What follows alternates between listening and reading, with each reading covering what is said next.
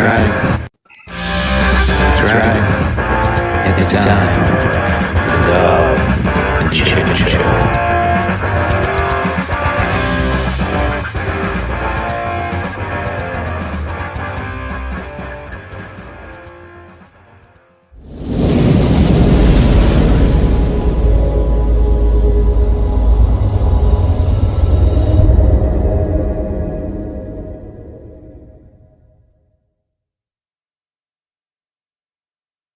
Welcome back, ladies and gentlemen, to episode, I forgot, 47, I think, of the Dog and Chicken Show. Kind of mixing it with the COVID Chronicles.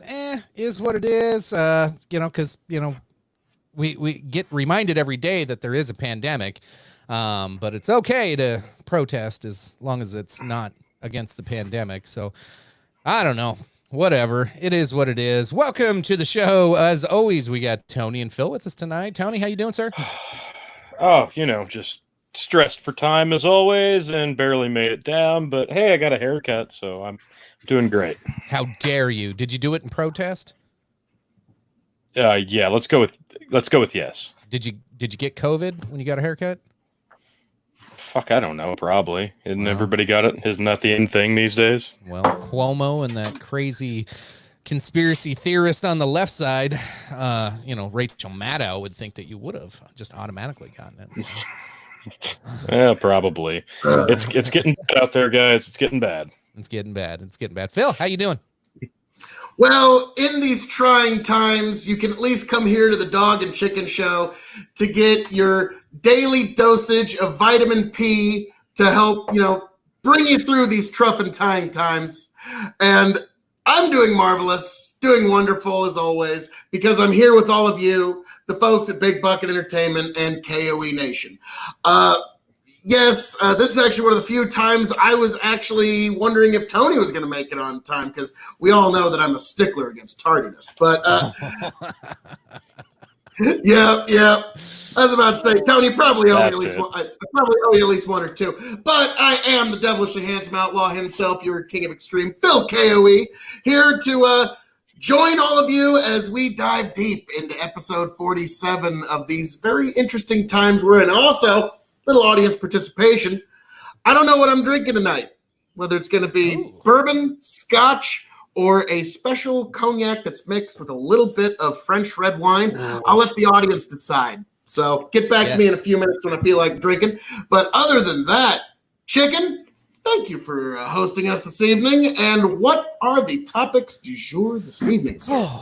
Well, there's quite a bit, as you can imagine. There's nothing going on in the news lately, so I'll get into those. But real quick, we do have a drinking game tonight, so feel free to play along at home. We got some bourbon already requested from Justin there. Tonight's drinking game: if we say riot, occupied, autonomous, Chaz, or if Tony's kids interrupt the show, we all collectively will drink together. And one of those is tonight's topic, one of many topics, of course.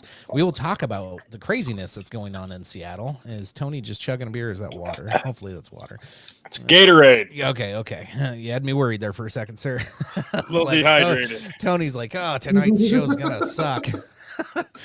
So we are streaming this not only on Big Bucket Entertainment on Facebook. I did add Big Bucket News is streaming this live tonight, as well as Dog and Chicken Show on YouTube tonight. So we may have a few extra viewers from Big Bucket News on there. So welcome. And the whole point of this is what the fuck, having the fun conversations of what the hell's going on in the world. Let's see what Middle America is talking about. And Tony looks really confused. What's going on? Well, yeah, the live stream just started, and I always like to share that to my Facebook. So I opened a browser tab to Facebook, and has anybody looked at Facebook on their computer? Because what the fuck is this? It is a disaster. It's completely. Yours is the same? Mine's fine. Oh, well, here, have a look-see at mine. Let me share this for you. Oh boy. Uh-oh, you're getting exclusive. A fresh new Facebook was what I got. Oh, no. Here, let's see. Oh no! I just got on the old one, and I wasn't. Yeah. What now? Doesn't that Well, look that's what mine's looked like for a while. really? Yeah. Oh, guess I'm just Yeah. blind. Yeah. All right. Yeah. Good to know. Tony. Jeez. Whatever. Anyway, Believe so topics tonight, Hey. Jesus, we're going to talk about, of course, everything going on in the news, whether Fake that news. be the hypocrisy of the media. We're going to talk about some of the shootings recently. We're going to talk about Chaz, drink. Well, and since I got to vote for bourbon already, you'll get started, eh? just going to polish off this bottle of Woodford Reserve that, what do you know? It's got just a perfect amount for a dram. Just like that. That's marvelous. And one of my favorite bourbons. So, Awesome. and There, Tony's back. hey, he's back. You son of a bitch. How are we doing this evening, sir? It just looked like mine was already choppy. Yeah. Other topics we wanted to touch on. The video 846. If you haven't seen it, Dave Chappelle did a little release. So a little Dave Chappelle action on there, and of course I'll bitch about the media. But overall, the world is just completely F.U.B.A.R right now. So let's join the getting F.U.B.A.R with it and talk about some of this. Feel free, jump in the chats, let us know what you think. You got topics you want us to touch on, we'll definitely bring them up. But first one, I think I want to bring up. I didn't mention this in the pre-show of it. We'll talk some Chaz stuff here in just a bit. But oh shit, I said it again. First, I wanted to share one of my favorite videos of this last week with y'all, because I just got a kick out of it. As I'm getting that pulled up, Tony, what you drinking tonight? I am finishing off a bottle of Kamiki Japanese whiskey that Phil gave me to polish off, because we're going to peel the labels off and start our Infinity Scotch bottle. Oh, that's going to be cool. Explain to everybody at home what an Infinity Scotch bottle is. Well, basically, you do whatever kind of whiskey you want, but most people just take a small sample of all the different bottles they buy throughout their sampling of different brands and such, and they put a little bit in each one. But we're trying to make it a little bit more, not crazy. Oh, here's Canadian, here's Irish, here's Scotch. I've got my Irish decanter up there. Nice. This will be our Scotch decanter. So it's kind of a nice little collection, and it's an introduction to the world of blending whiskey. Awesome. And Phil, you said you had bourbon. Which one was it again? This evening I am having Woodford Reserves. I'm actually polishing this bottle off. Tony polished off that bottle of Kamiki that we actually got that in January for us to have a review of Japanese maltage for Wrestle Kingdom. And here we are in June, and it's finally getting polished off. So, hey, Tony's kids, somebody interrupted. We gotta take a drink. Got a drink. Yeah, Here we go. Right, Tony, we got a drink because you did this. You did this. I'm starting off with my normal Templeton. Well, I'm doing Templeton tonight. Usually it's either that or Crown to start, but I'll probably switch over to Jura just because I love it so much. Get High West Rendezvous, Rye. You're welcome. Yes. All right, let's watch this first clip to get us started tonight.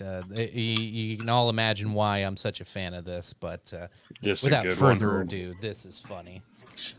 And please, show me where it says that protests are supposed to be polite and peaceful. And please. The First Amendment. You just gotta look it up, Mr. Cuomo. Look it up, Mr. Cuomo. And Tony's kids hit it again. Let's drink to that. So, yes, Chris Cuomo. Tell me where it says it's not okay to be violent and blah, blah, blah. Protests are supposed to be peaceful. Blah, blah, blah, blah, blah. Oh, Jesus. You know, how about we tell Chris Cuomo that, you know, when you're supposed to be in quarantine, that means you stay home and you don't go out and yell at people that are riding their bikes. I think we have to drink again. Yeah, I'm just going to pull them off the screen for now. But. All right. Whew, I was about to say we're gonna get too shit faced this particular show. Yes, yes. I liked that guy's just delivery. It was just so very like there's so few words that there's nothing to argue with. And he's just like kind of sitting there eating a very simple, very inexpensive snack food in a very It's not even a snack. in a very food. relatable way. Like he's just eating this dry ramen, putting sauce on it, and it's just like I don't know. It's like it is very Joe Everyman. You know what I mean? And it's like just for First Amendment. You see that? I think he was putting ketchup on the ramen. Whatever it was. It's like I just thought that was just so. I loved the delivery. I thought that was A plus. A plus. Zero is fat. Right. Zero fat to that. Need every word and bit. How we doing there, T? Had to fix a motorcycle toy. Important shit. Oh yeah. These are fun times. Yeah. Oh, so there's that one. That one put a smile on my face. Anytime anybody makes Chris Cuomo look stupid, I am super. I'm curious. What is the meat? And please, The fuck was that? Oopsie daisies. Chicken just picked a whole bouquet of oopsie daisies. But anyway, where were you, sir? I was just fixing a motorcycle, but I was wondering if that guy here, if he snorted the ramen powder afterwards, like the hardcore way, right? He's eating it raw, like you're supposed to. You're supposed to snort the powder and chug the boiling water, then fuck bitches, or so Chuck Norris tells me. That's the Chad way. Nah, I didn't say the other one. No, you said Chad, not yeah. Yeah. You're towing the At least line. that's what the internet memes are telling me. I don't quite understand the Chad memes fully, but I think I'm on to kind of the right rhythm on it. It's like, you crazy kids and your memes, but oh lordy, I think it's very interesting that we've got this instance where, well, what these protests don't need to be peaceful. Oh, great, that's great, and unfortunately, guys. The media isn't going to call out these protests. People are seeing that the cops aren't being taken seriously. Law enforcement's breaking down. States are bucking federal law in exchange for doing things the way they want to do. Yeah, interesting times ahead, folks. So we'll jump in. I didn't plan for this topic, but I'm getting some messages here. So we all know what happened in Atlanta, right? Where you had the guy got pulled over for sleeping in his car in a Wendy's drive-through. There's tons of publicity on this. No matter where you stand on it, dude shouldn't have died. There's plenty of things to argue about both sides of it. Maybe both sides of it, but the big thing right now, though, is apparently, I need to verify this, but the mayor is calling for backup and for police to show up to things. There's radio silence. They are not responding in Atlanta right now. I gotta confirm this yet, but that is what I'm being told right now. The police they are not responding to the mayor after the officer got charged with murder today. Let me ask you something, guys. If either of you were a police officer pick your state at this point, where it's been demonstrated that the local government will not support you, would you? Would you? Would you go answer? Would you go beck and call for when the mayor asks you? Because, oh, great, if I fucking touch anybody with one little pinky finger, I'm going to get goddamn prosecuted now. Now, this guy did go over the top, it's not good.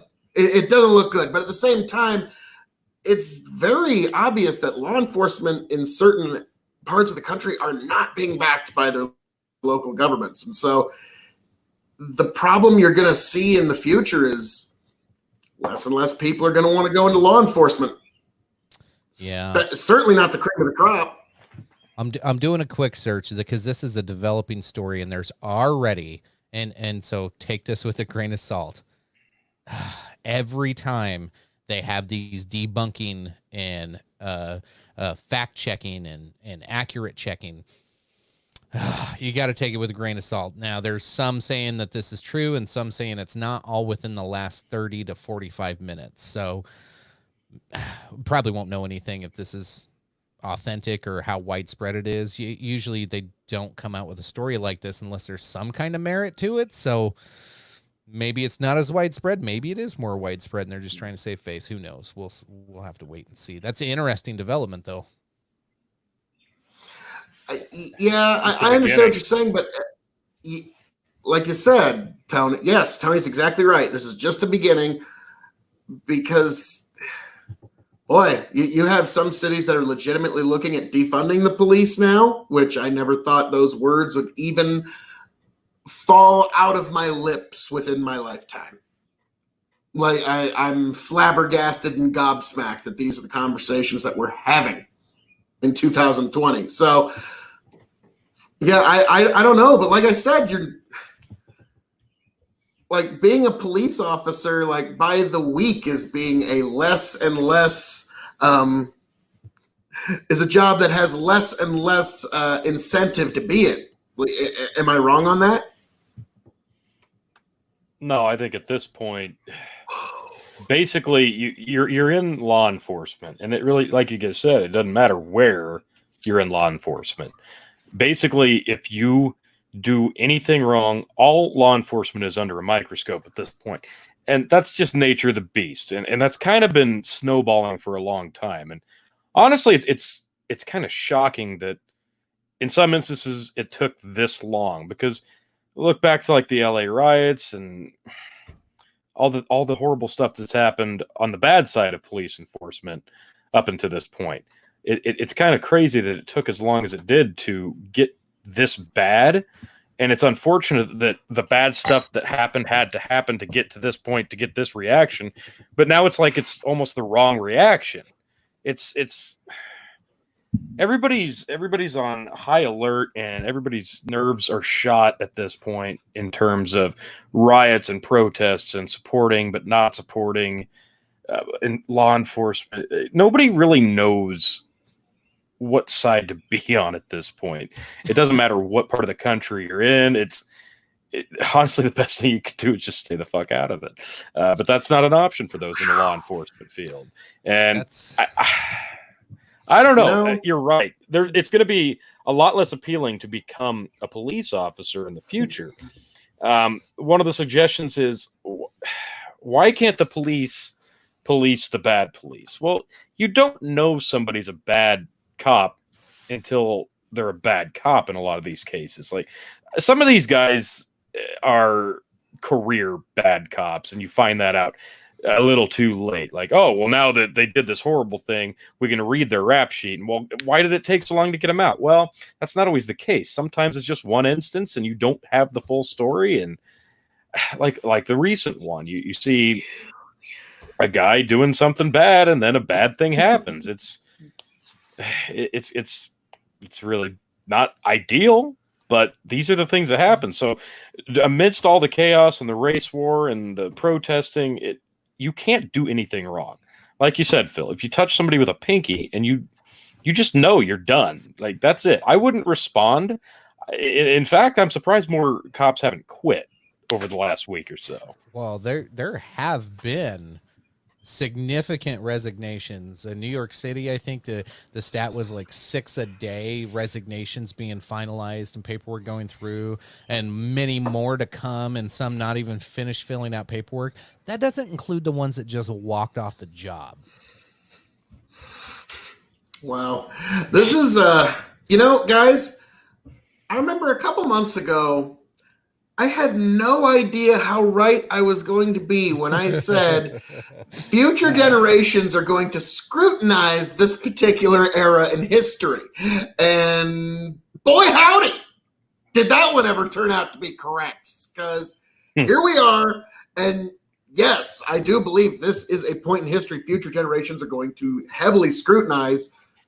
And like Tony said, the stress is there. Everyone's getting worn out. Everyone's getting worn thin. There's just this kind of antsy energy when you get to big, suburban areas. Boy, normally they say summer's going to be a powder keg. This one's quite interesting. For the first time in my life, I'm just going to say where it was. For the first time in my life, protests actually came to York, fucking Nebraska. Yeah. Okay? Like, that's where we're at now, folks. Like, I never thought I'd live to see the day, and yet here we are. Fair. Folks, interesting times. I don't know where we're heading. Drink up.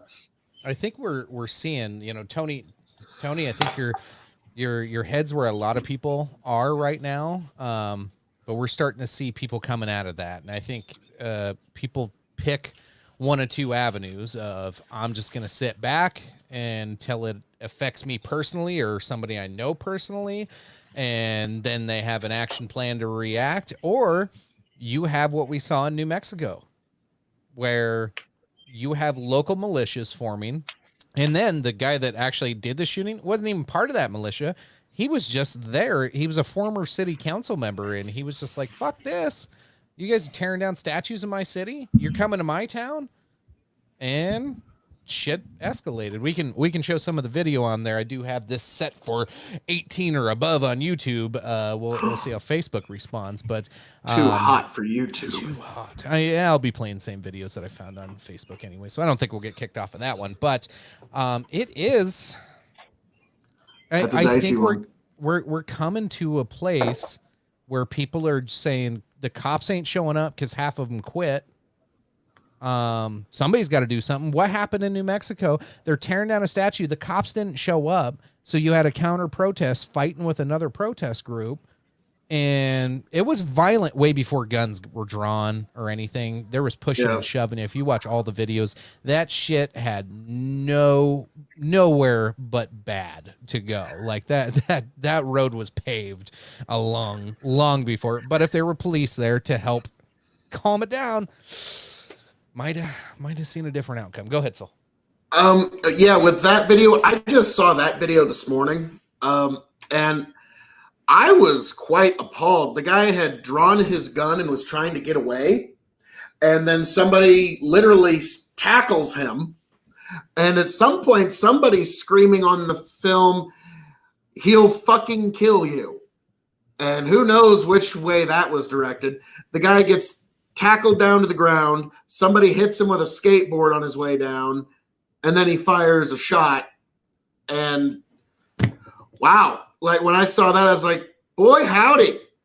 I was really hoping this cold Civil War would stay cold. But here we are, and things are heating up pretty fucking bad now. And also, I just want to say, I just want to say on the record, in terms of the Atlanta case you're talking about, Chicken, I'm not very familiar with it at all because, boy, howdy, Chicken, there's just not anything to talk about these days. There's just no news. Where are you even going to find anything to talk about? Yeah, there's so much. It's just like opening up a fire hydrant, trying to get a drink out of it. It's so much every day. So I'm going to do a little more research on the Atlanta case, but I have seen the New Mexico case. But Tony, go ahead. I guess I would like a little insight as far as the context of the New Mexico one, because from what it looks like, did he just get swarmed for no reason, or was there a reason he was being swarmed on? So I've watched all the videos because I don't know, I'm a junkie on this stuff.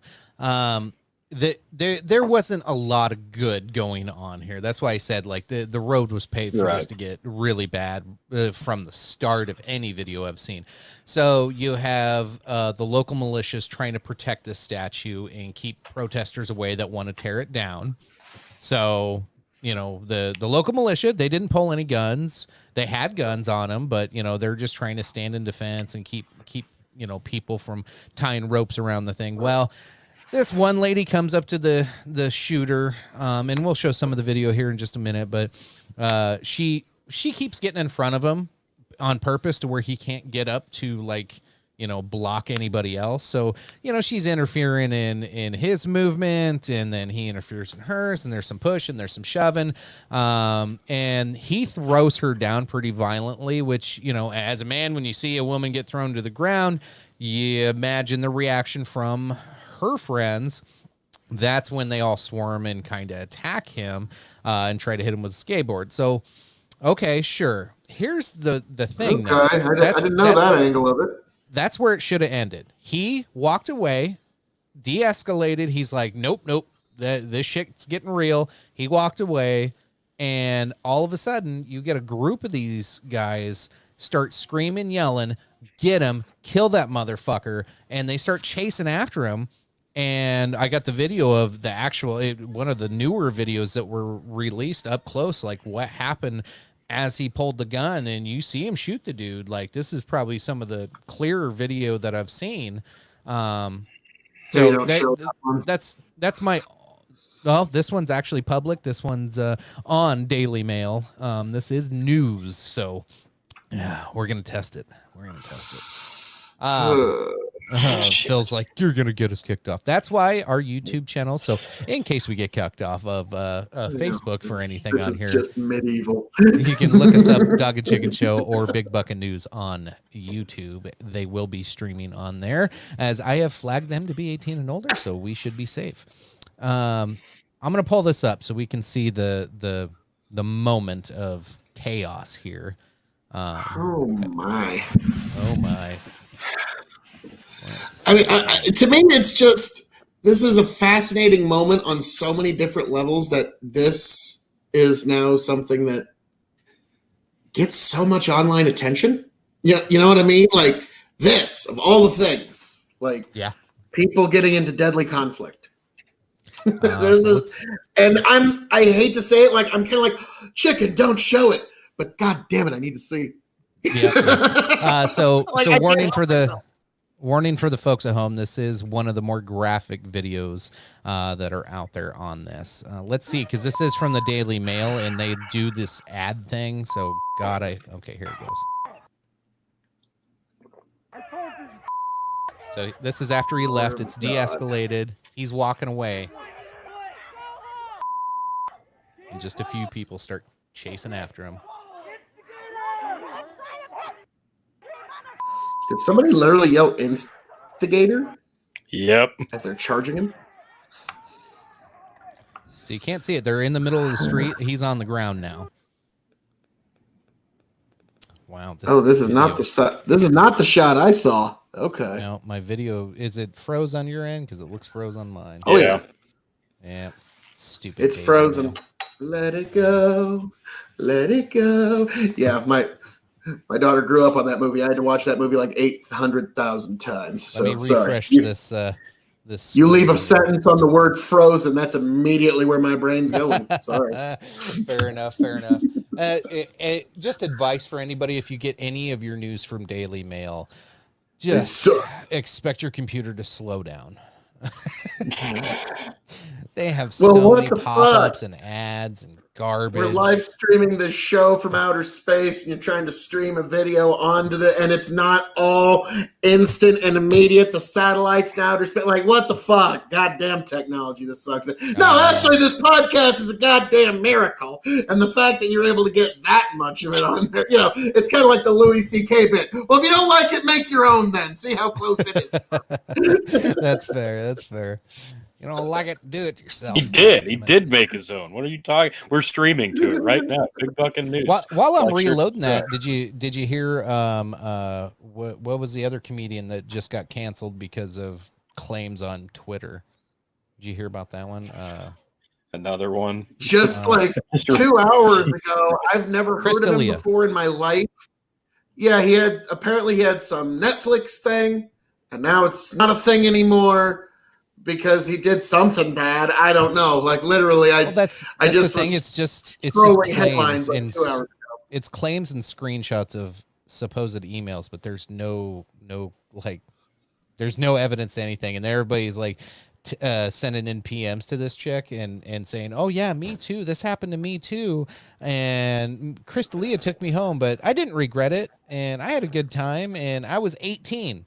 Oh, okay. Well, nothing wrong with that then. That's not against the law. So like, there's a whole bunch of Okay. it's crazy. Are you telling me the man had sex?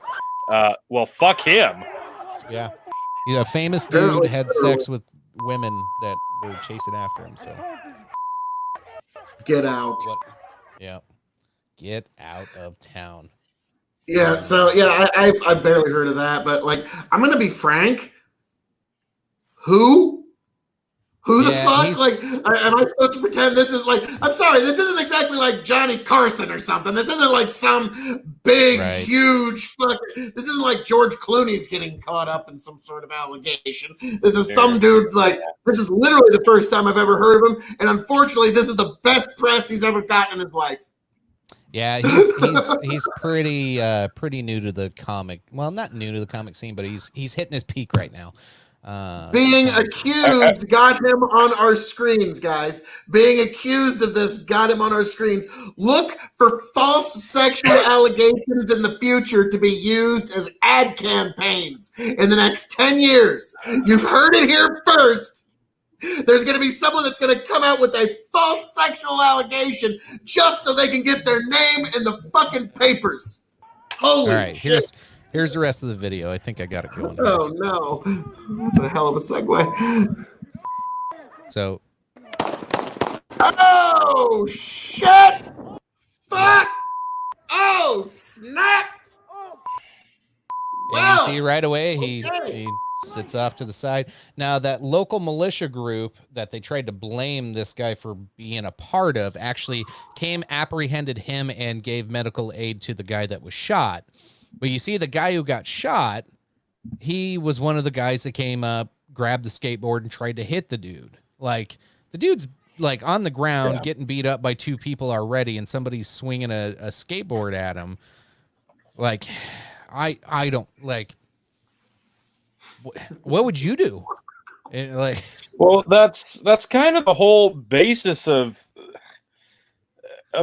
all of these issues with the cops. Like the one in Atlanta, people are arguing that this is it's at one point it's self-defense. Like this is your right to carry a gun whether you're a law enforcement agent or not, right? Well, you have a gun. Why? For protection. If your life is in danger, and literally, and you have people chasing you, screaming at you, "I will kill you, motherfucker! Kill that motherfucker!" Yes. At that point, it is pretty clear, cut and dry that he felt like his life was in danger, and that's why he has the gun to protect himself.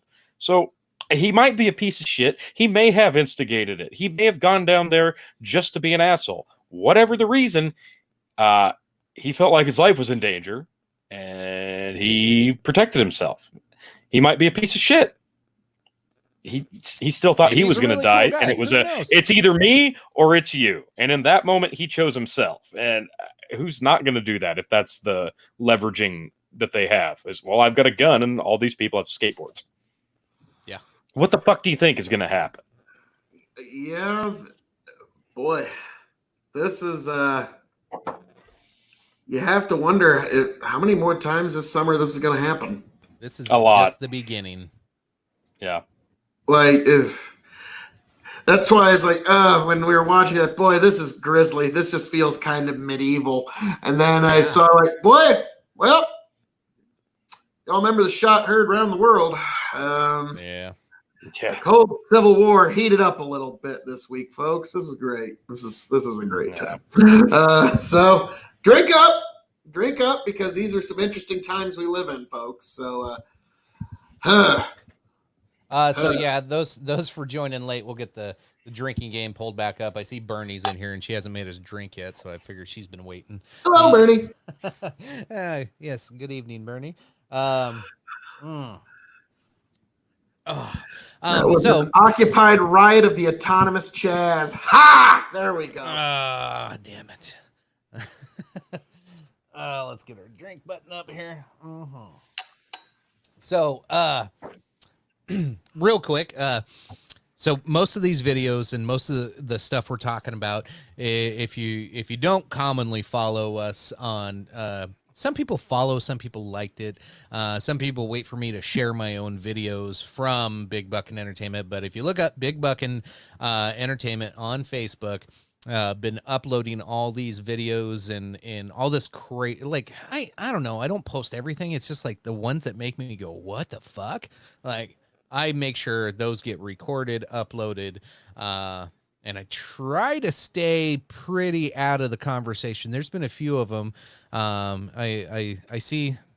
Tony, I saw you jumped into some of the comments the other day. I tried to just stay like neutral and completely out of it completely. And I was like, God damn it, Tony's talking. But dude, some of the conversations on there are nuts. Some of those people are crazy. Well, okay, so let's talk about it. The fucking one, I couldn't just sit there and ignore it. And unfortunately, since I'm an admin on the page, it comments as the page. I'm like, fuck. So I tried to go back and change it. I couldn't. But they were talking about the Atlanta case. Now, I get it. It's not an ideal turnout. It never is. Lethal force is never the preferred outcome. Here's the problem. The people in the comments are suggesting, well, he didn't do nothing wrong. The cops should have called him a cab and sent him home. My response is, that's not the job of the fucking cops to call you an Uber or a cab like, you was out drinking again. That's funny. This isn't Mayberry. Okay, you drink, you drive, you get field sobriety tested, and if you fight the cops, bad shit will happen. They're not going to call you a cab, because if this guy clearly was drunk enough to fight the cops, who's to say he doesn't fight the cab driver? Took them both down. Like, yes, obviously, exactly. So fighting a cab driver is not going to be a problem. Taking the cab is probably not out of the question. And if he just got back behind the fucking wheel, he's going to kill other people. That's how it works. That's why drunk driving is bad. That's why you get in trouble for it. Like, I get it. It would be great. Is that what the cops have to be relegated to? Is that why we're suggesting we get social workers instead of police officers? So that way all the social workers can call Ubers, or maybe they can sideline as Ubers to drive all the drunk people home so that this bad shit doesn't happen. Here's the other option. Don't fucking pass out in your car because you drank too much. Yeah. Don't do that. Don't fucking do that. Like, sorry, don't do that. I can't believe that had to be said. Yeah. Well, unfortunately, that's not the part that's going to get litigated. The part that's going to get litigated is if that cop should have fired upon him, and that's what's going to tear people apart, whether it should have happened or not. So, Phil, I know you're not familiar with the video on this case. Was that the one where somebody took the taser? Yes, it's a guy. He wrestles with the cops, takes one of the cops' tasers. He's running away, turns back, and tries to fire the taser at the cop. Supposedly, it was malfunctioning beforehand, and the argument is maybe the cop should have known that it was malfunctioning. He wasn't a deadly threat at that point. But then the reaction you get from the right was, well, this guy's obviously violent and whatever. But you can argue that back and forth all day, but that's what's going to get litigated, is if that cop should have shot and killed that man. But that's also got to come down to, what was going on in that situation, I think, because it wasn't the cop chasing him. I don't believe, maybe I could be wrong on this, but from what I understand, it wasn't the cop chasing him that shot him. It was his partner that really hadn't seen a whole lot of what was going on. He was the one that got thrown to the ground and was kind of getting up and just kind of looked over and just saw the dude fucking pointing a taser at his partner and started shooting. I don't know. There's a lot to go through, but again, matters. Here's what's going to happen is if this guy gets off, the fucking tinderbox just goes up again. Well, yeah, I don't think it matters, because that's why you have a partner when you're a cop, right? Because you can't see everything. You got to have eyes in the back of your head. That's kind of the whole concept of having a partner. So I don't think it matters who or what or why. Like, if you get attacked, expect them to use the side piece that they carry. That's kind of the thing. Like, now, we all like to sit here and say, hey, well, he didn't have to shoot him. Maybe if he still had his taser, he could have just tased him. Or maybe he should just ran faster and tried to tackle him. Or maybe he could have just shot him in the arm and not been lethal. Shoot him in the leg. That's what Joe Biden would say. Jesus Christ. Shoot him in the leg. I've heard more than one person say that in the last 2 days. Oh, yeah. I just laugh every time. because all cops and everybody is an expert marksman with a pistol in the dark after a fucking fight with a drunk guy. Yeah, because that's how it works. Do people who've never shot a fucking weapon really have any right to say anything about how somebody should aim? Yeah, okay, I digress. But the whole point is, this is a completely different scenario than the George Floyd situation. It's not the same thing. In that case, you had a guy who wasn't shown resisting, and in this case, you have a guy fighting the cops. One guy got suffocated, one guy got shot because A plus B equals C. This was a clear and cut thing. Well, it's not clear and cut, but it's a lot more understandable to see why these cops took the lethal route. Again, is it right? No, it's not right. Nobody should have to make that decision. Nobody should be expected to be judge, jury, and executioner in that moment. But fuck, like, nobody here knows. Nobody commenting on this knows. Nobody pretends to take a stand on this issue really knows what was happening in anybody's head in that moment. And obviously, the guy was inebriated. Like, everybody wants to forget that. And a lot of people are choosing to ignore the fact that he was passed out in his car. Was he not? Yeah. Yeah. If I may, my instinct on this, knowing as little as I do and just hearing these metrics, if I were to tell you my instinct, the moment that this man disarmed a police officer of any weapon, regardless of what it was, in that moment, he became a deadly threat to that and every other officer. Or civilian, Yeah, or anybody, but especially an officer. He just disarmed an officer. And so he is... Yeah. And the taser is, I'm guessing, the same shape as a gun, so he probably... And again, just going by my instincts, I'm guessing he probably grabbed whatever he could see in the scuffle, which would be a taser, because it has bits of yellow on it. So if it's the model that I'm thinking it is. So it is. Yeah, it's the glowy one. Okay. So if my instincts are lining up here, in the scuffle, reached to the holster, grabbed the first weapon he could see, which happened to be a taser in this instance, turned around and was willing to use it on an officer. At that point, you really, like, knowing no other context other than that, at that point, you have to consider that person a deadly threat to yourself, every other officer, and every potential civilian. So I could see, I could see why law enforcement would be pretty sore in that. Well, how about this, though? How about... Phil, Go quick, ahead. Phil, you just need to go to Big Bucket Entertainment and watch the whole clip, because I uploaded it like a week ago, dude. Where you at? Jeez. In the field, fucker. I'm just follow my own damn page. Just man. getting done with my fertilizing today. I thought you were my brother. All right. Anyway, sorry. So sorry, let me ask this: what happens in that scenario if the cop goes, "Okay, this guy's trying to fight us"?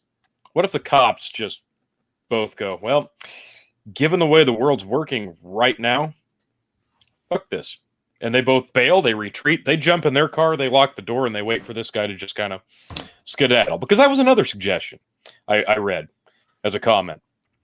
Just let him go. Somebody running away clearly isn't a threat to your life. Okay, fine. What if the cops decided, well, you know what? Fuck it. Not my job today because I don't want to get canned or get in trouble. What if they just jumped in the car, locked the door, and waited for him to leave? You want to find out what happens? Just wait. Yeah, what happens? Wait 3 weeks. Yep. I was about to say it's not a matter. Find out. It's not a matter of what if. go. It's a matter of how soon. It's gonna happen. Tony. Those are the wrong two words. Yeah. It's not a what if. It's a how soon. And yeah, chicken, you're right. Wait. Bingo. 3 weeks might be generous. I don't know. Yeah, I was about to say 1.5 to 2 weeks, and man, we are getting less and less law enforcement by the day and less access to the courts as citizens by the week. And we're, interesting times. Getting closer and closer to the purge in 2020. We thought it was going to be because of a fucking lockdown virus and problems obtaining food and such. But no, it's not just that now. Now we're going to throw in civil war just to be sure this is what we want. Remember all those dumbass Facebook memes of, we're all in this together? Wow. Guess Ain't not. nobody in. Oh God, no! It was never a matter of being together. It's like, yes, we are all in the same fucking storm. Nobody's in the same boat. Everybody's struggling. Some people are just struggling more. And let's Some of just us have dump a whole nicer big pile of boats, and shit. whatever. Yeah, let's just Yeah. dump a big pile of shit on top of that fucking boat right now too, because that's what we needed. So as all this is happening, and people are dying, and people are getting charged for murder, and we're more and more afraid of the fucking coronavirus again. So we're almost halfway through this year. So like, is it going to change come 2021 January 1st? Like, I have my hope, right? Like, this was a big Ashton Kutcher punked episode. Like, we're bringing it back, and 2020 was just a big joke, and we're all going to laugh about this down the road. That's what I'm holding out hope for, I guess. Tony. I don't know if laughing about the year 2020 is going to be what we're going to be doing, but yeah, we'll be reacting anymore. It's not even July, so at this point, I mean, yeah, we got a lot of year to go yet, T. Fuck me. This shit's gonna get worse. Yeah, we got a lot of year. I don't even want to finish this year. Can we just skip? I think a lot of this is a culmination, not only of like there's real things to protest and limit the riot a little bit. Like again, I'll be consistent. I'm okay with some civil disobedience, and sometimes you got to get your point across. Okay, like I'm not in total disagreement. Sometimes you got to break some shit, not burn everything. Sometimes you got to break a couple things. Like, you got to get some attention when a protest isn't working. So whatever, that aside, I'm not condoning the behaviors that we've seen by any means. That said, I think it's a mix of the real problems that are going on in this country, and then a mix of this weird cancel culture, this little 13% of Twitter users that just hate everybody, and they're total authoritarian punks that just want to tell you everything you should do. Have you seen the articles that not only should Democrats take everything over, but every Republican, Libertarian, or anybody right side minded needs to go through re-education and gentrification? And that should be forced upon us to get us to understand what the wrong. Okay, I'm pretty middle of the road. Tony, you're middle of the road. Phil's pretty right. Phil should be really freaked out about that. I'm fucking scared shitless of it, because that sounds like Nazi Germany shit. Gentrification and re-education of political parties and political beliefs. Are you fucking kidding me? 13% of this country think that way. That should scare the shit out of all of you. Well, okay, 13% people are suggesting that gentrification would be a good thing. So I guess I'll be the one that says it. Maybe it's not a good thing that we erase a bunch of history, because as soon as you do that, you're doomed to repeat it. You know, that was kind of my thought was, oh my God. But that was kind of my thought, is the people that suggest that there needs to be these re-education camps probably just need to take a history class, because they're not aware as to how that ends. No, history's offensive. It's like Jordan Peterson one time said, is that if you're on the far left, you don't believe that any kind of dialogue is possible, and that everything is just a power game, and you're basically representing your avatar of power, whatever that may be. And so not only is no education or conversation possible, you don't want your opposition to be able to speak, because if you can shut them down, that means you win. That's how the far left is actually viewing modern day politics, is through this power lens. And so you aren't really you are not an individual, you're just an avatar and a representation of your particular manifestations of power. That's how they would see it. So that's why you're getting this rabid cancel culture. Shut it down, shut down speech wherever it can. That's why you're getting this kind of shit. So how about I don't know, and Phil, it sounds like you're a little bit behind on the news, but Maybe this is just repeating itself though. What we're seeing with some of this, and we'll pull up some footage of Chaz drink. I just said it. I have been keeping up with Chaz. That shit's funny. Yeah, that's 2 drinks. However, there's this weird there's this weird belief in this zone. I'm trying not to say the other words because everybody's saying them in the chat. We got a lot of drinks to catch up on too. However, it's like we're trying to go back to segregation. Like I don't know, Tony, if you're seeing this. Phil will pop back in here in a minute. He's probably just refreshing his page, but like it really feels like some of these authoritarian leftist groups, because that's really what this is.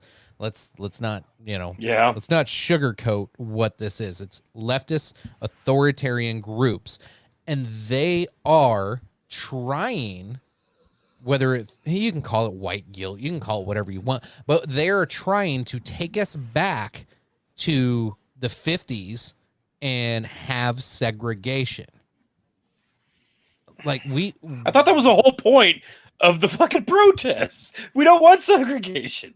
Well, this is where some of the hidden argument that you don't hear on the news is. This is where Antifa's taken over the Black Lives Movement push. If you look up Black Lives Movement and what they actually stand for and what they want, it's hard to argue with. Like the actual groups and people that when you hear Black Lives Matter, you're like, yeah, that makes sense. Sure, I could stand up for that.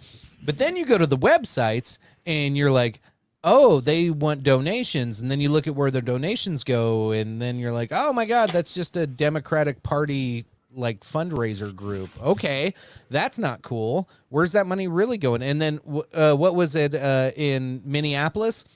There was like $2 million donated, and they spent $200,000 of it to get people out of jail that were protesters. And now everybody's like, hey, dude, where's the rest of that fucking money?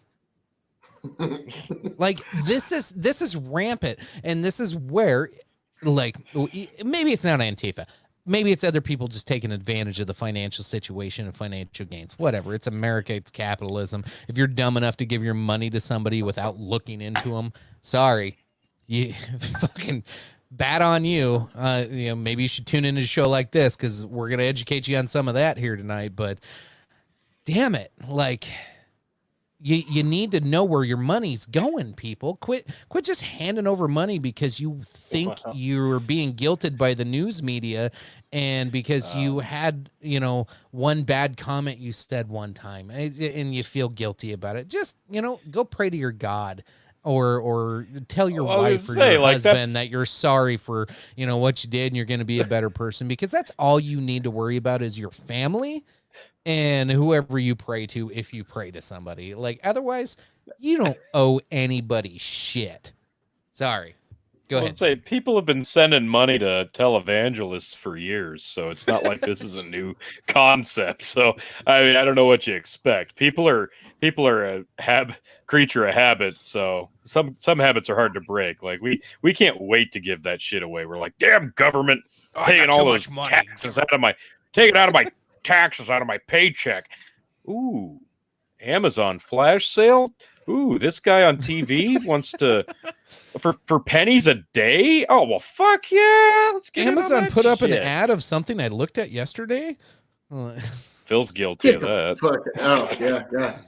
That son of a bitch website. Oh no, and there's only one left. Shit, I better order it. Bastards.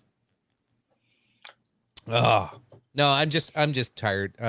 Like you can see all of it coming together, like all the aspects, all the fields of it from every angle, and some people just fall for it hook, line, and sinker. I've got one more thing I need to add to this little powder keg though. That's gonna. Oh Jesus!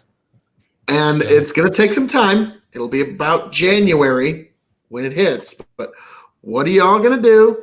Right, can't erase history. It will repeat. Yeah, yes, thank you. Thank you, Sam Lynn. But what are we going to do in January when everybody digs themselves into a hole and doesn't come out? When we get the first confirmed, it's going to happen. dollars to donuts. It will happen. 100%. It will eventually. We will have the first case of COVID-20. How bad do you think this whole fucking shit? It's gonna start all fucking over again next year. We're gonna be fucking behind this at least 1 year for the next 4 years because these viruses do sometimes mutate on an annual basis. So, yeah, add that to this whole fucking powder keg of next year. We're gonna have a whole brand new pandemic to fear about. We're getting the I know what you did last summer again in like 6 short months. I can't wait. I just wanted to share this quick. Now, that does tie into Tony getting his hair cut. It's funny that you said the Rachel Maddows of the world, if we get another spike in this, it's going to be blamed on the haircut people, and they're actually not gathering data from people who are at these rallies. New York State is not gathering whether you attended a rally as data that's relevant to their social tracing. Okay, they're actually barely collecting data about the COVID cases, so why would they? Yes, but they're already letting politics go into their stupid social tracing or whatever the hell it is that they're wanting to set up. So if they're already letting politics play into it, why the fuck take it seriously at all? I'm not participating in any of that nonsense. So it's all politicized anyways. Oh yeah, everything's going to be politicized. I pulled this one up for multiple reasons, of course, as we're talking COVID being an issue. I thought it was appropriate time to pull it up. This got, and I don't know if you watched the presidential the president's press secretary, Kaylee. She comes on a couple times a day. She's pretty awesome. Oh, dude, she is on fire right now on calling out hypocrisy. So that dipshit from CNN, I don't even care to say his name. All of them, I could say dipshit from CNN, and you got about 8 people's faces that pop up. It's one of them. Is it Jim Ass Coaster? Yes. Okay. Ass Coaster, Acosta, if you're confused. No, I like my version better. Ass Coaster. I do too. I do like yours. So he asks, Donald Trump's gonna have his rally in Tulsa, Oklahoma, here in what, Saturday or something, and he's like, is the president gonna take responsibility for the social distancing issues that could spread COVID-19? Like he acted all like concerned that people are gonna get sick. And so you know what Kaylee did? She fucking had this newspaper, the whole goddamn thing, and she just lifted it up. And then she goes, when you guys start reporting fairly, maybe we could have that discussion, but we'll have hand sanitizer, we'll have masks, we'll have gloves, and everybody is voluntary. And if you want to wear it, you can. If you don't want to wear it, hey, that's your American right. I was like, you just struck the chord of so many Americans saying, I'm fucking tired of this and I want to make my own decision. Dude, thank you, Jim. What'd you call him? Jim Ass Coaster. Thank you, Jim Ass Coaster, for like that was the perfect alley-oop.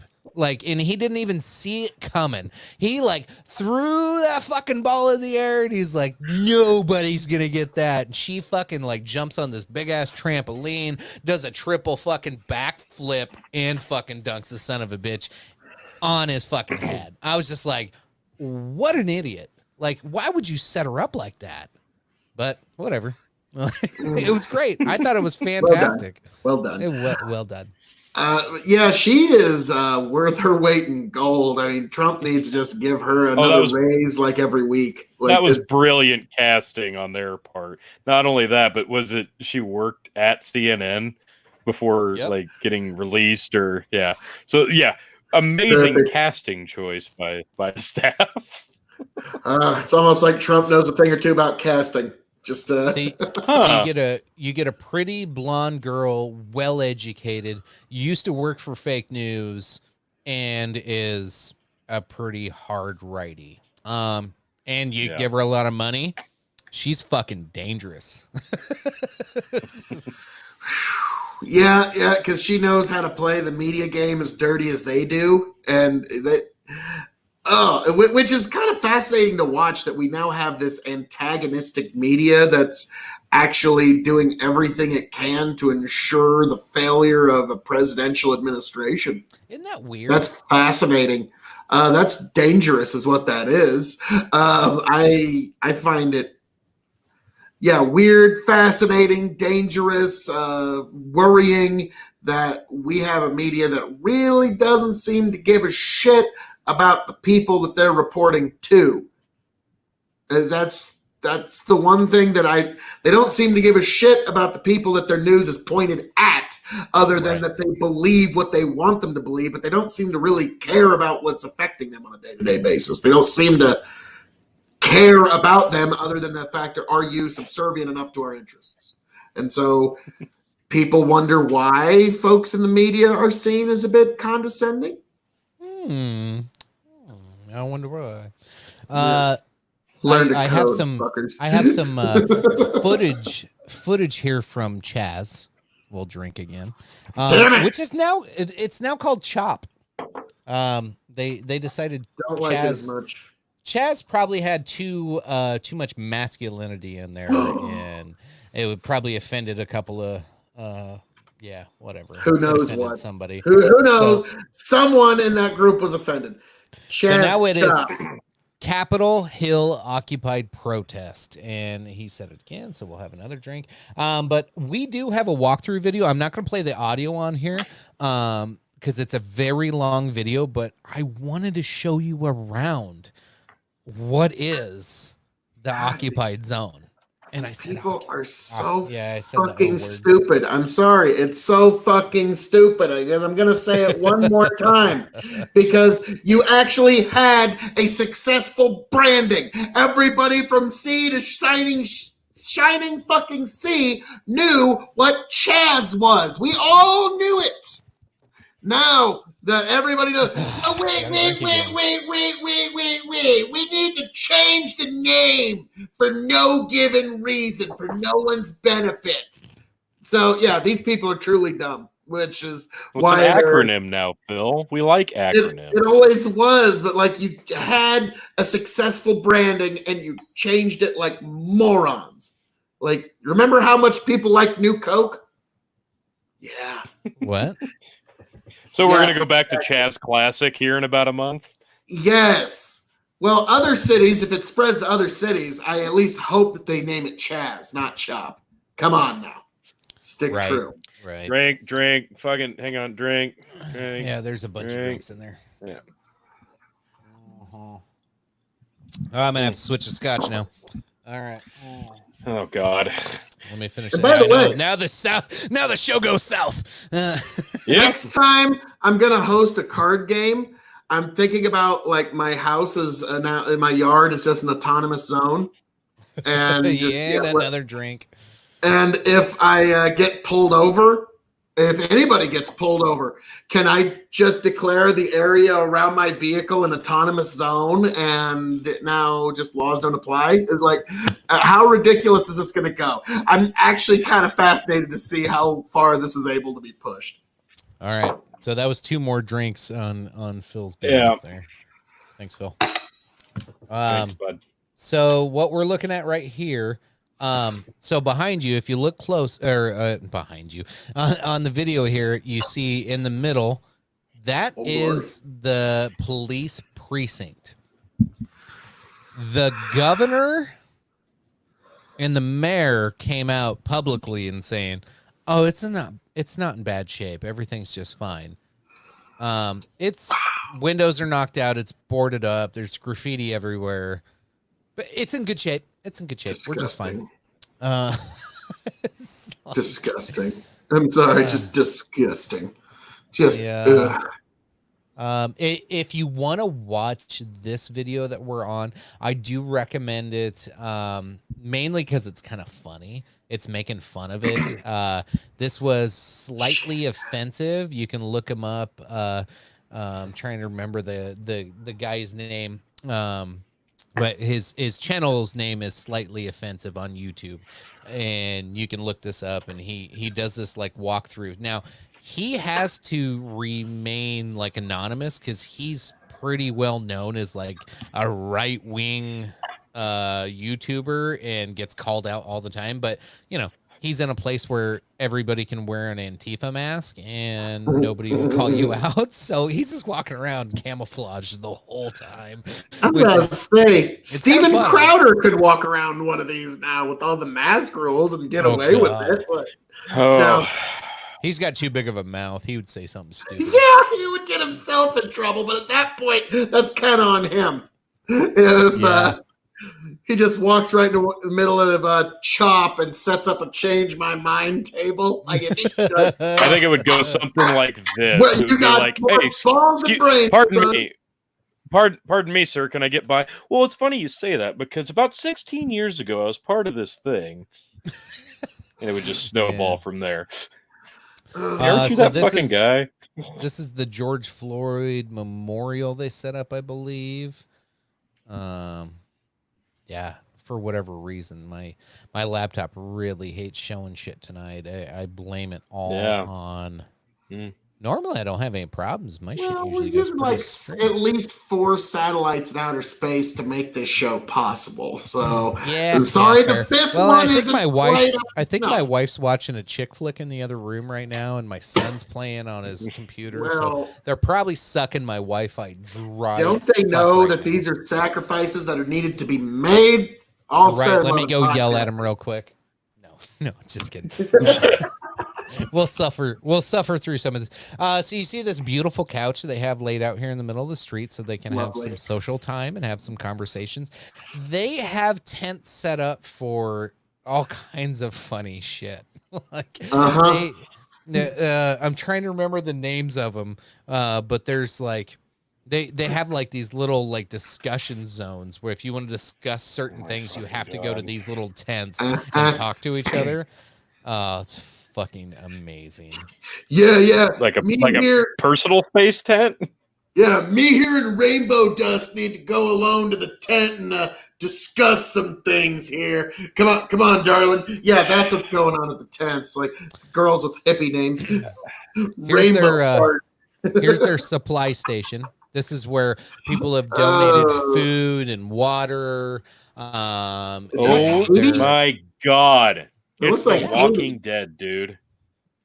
I know, right? So it's funny. It's like Haiti after a hurricane, man. What the fuck? That's not. The host of this video, his name is Elijah Schaefer. That I remember now. It's Elijah Schaefer. He works for Blaze TV. He's got Slightly Offensive as his channel name. So total shout out. But this video is hilarious because he like walks up and he's like, "Oh my God, look at this!" And then like somebody's like close by and he's got to like be incognito and he's like, "Oh yeah, hey, you guys doing a great job. This looks way more organized than it was yesterday." And like it's a fucking shit show.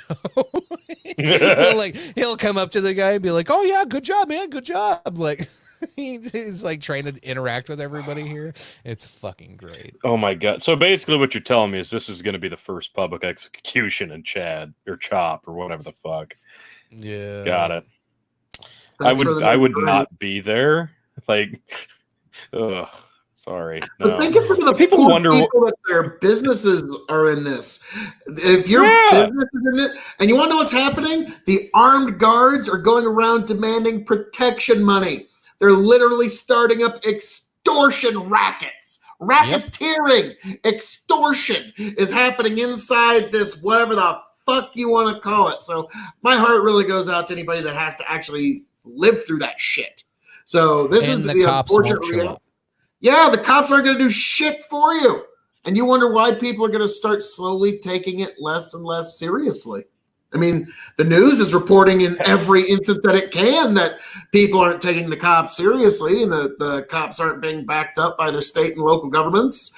And people are this shit's being allowed and being tolerated. And here we are. And I'm wondering by August, how many more Chazzes or Chops are we going to have? I don't know. Oh, half a dozen. They keep talking about how it's like a big block party. So here you see it's middle of I believe this is a baseball field that they're in the middle of, which is a big old park. And yeah, a lot of it was like music and people dancing, a bunch of hippy dippy shit. is like in the family zone. Oh no, there's a non-family zone. There's communities like growing here of family areas and not so family friendly areas. I think, and then I'll get to the gardens here in a minute. Go ahead, Tony. Read debauchery. Do people honestly still ask either of you, why do you live in a flyover state? Because I think this is exactly why I live in a motherfucking flyover state. Like, stay the fuck away from my state, people. Just don't come here. Do not come here. Don't visit here. Don't drive through here. Drive the fuck around. I don't want any stink being left here. Just don't. Just stay away. Tony, that's all I ask. That right there, exactly what you just said is what that guy that shot the protester in New Mexico was thinking.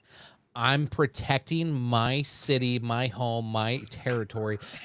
Half of those people were not from that fucking town. There you go. Here's the reason why he shot one of them that tried to attack him. Yeah, we've seen the establishment will come out in droves. Celebrities will pay bail. Police won't prosecute. Police won't even arrest if you're part of the far leftist protesters. But we all know that the right protesters, the protesters on the right, will not be afforded the same courtesy. The jackbooted fucking hard club of the state will be brought down upon them. And so we already know that the scales are not even in this coming cold civil war. So here's the sad part is the battle lines are being drawn right now, and they're gonna be drawn in your community, whether you want it to or not. Mm-hmm. That's the scariest damn part. And Tony, what you just said is so goddamn true. And that's what probably 70% of Americans are thinking of. Like, Jesus Christ, if this comes to me, I'm not going to fucking put up with it. Yeah. Nobody wants to put up with this shit. Like, most of us have jobs, families, pay our taxes. We feel bad for bad things that happen and we want to help. But goddamn it, we're trying to live our goddamn lives. So, hey, you know what you're seeing in this goddamn field here with all this weird gardening shit and the spray painting and the burning? These are trust fund kids that have the summer off from college and have nothing better to do but to join some activism group, and they're bored. They're fucking bored. So they're building gardens and talking trash and picking fights, and they don't know what a fight is. Sorry, that's my opinion, but. Well, let me ask you guys something. Hear what we're seeing with these, whatever you want to call them, chops, chat, whatever. And with all of this, what you're seeing is left-wing vigilantism being tolerated and in some cases tacitly endorsed. Tacitly endorsed? Jesus Christ. Or openly. Absolutely openly. Openly endorsed. Okay. Now let me ask you something. It's being it's left-wing like vigilantism. Laws are going to be created to protect this. Yeah. That's exactly what I'm saying here, guys. When left-wing vigilantism comes to you, or comes to someone that you know, or if it's coming to destroy something that's sacred to the right, and the right tries to defend whatever it might be, what if they're coming to destroy the statue of Thomas Jefferson at the Jefferson Memorial? Already did. Will the same level of right-wing vigilantism be tolerated? They already did, Phil. No, they didn't tear down the one at the Jefferson Memorial. It was a different Jefferson statue. Well, it was Jefferson High School, but it's dangerously. So that's what I'm getting at is left-wing vigilantism will be tolerated and even openly supported by the system. The right will not be afforded any such courtesy. And that's what I mean when I say that the scales are tilted against us.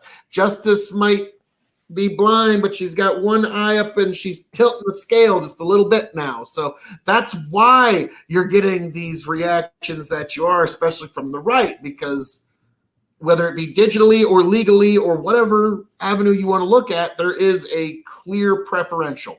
There is clear preferential treatment going on. So that's not going to get better, unfortunately. No, unfortunately not. Trying to share some of the gardens. Oh, wow.